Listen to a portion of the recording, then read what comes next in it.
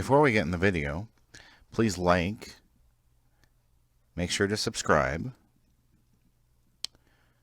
turn on your notifications, go ahead and leave a comment below,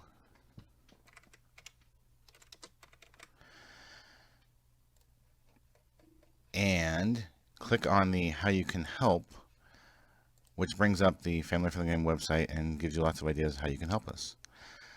Thank you.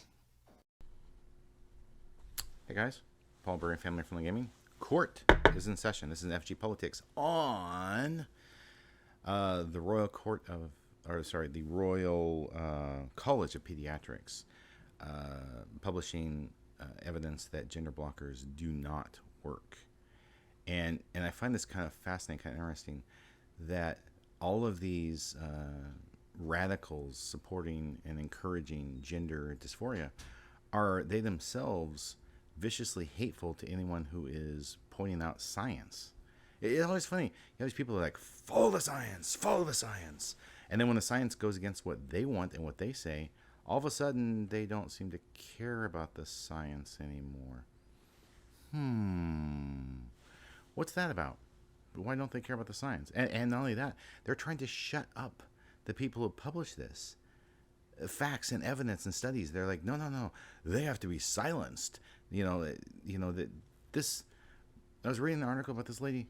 This doctor has to, take a personal vehicle. She can't take public transit because they viciously are attacking her. Like, come on. Really? There are people I disagree with on a plethora of topics. But I'm not going to go, viciously attack them or harass them. I don't understand the level of mental illness it takes to want to do that.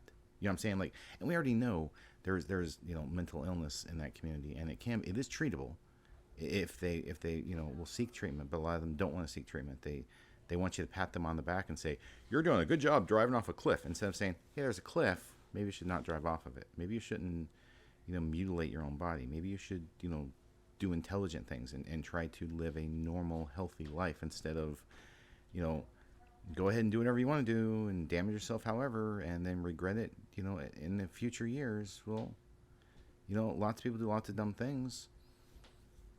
I hate to say, and it's kind of a shame that a lot of them will do these dumb things. It's like, why don't you do something smart, something intelligent? Stop sabotaging your own life. Try to be a little more, intelligent with what you're doing. Seek help, because that's my message to anyone who has any kind of mental illness is seek help, seek treatment. I believe you can get better. I know God heals, so it's like you have to want to be better and not be like what you're doing badly to yourself and thinking that that's a good thing.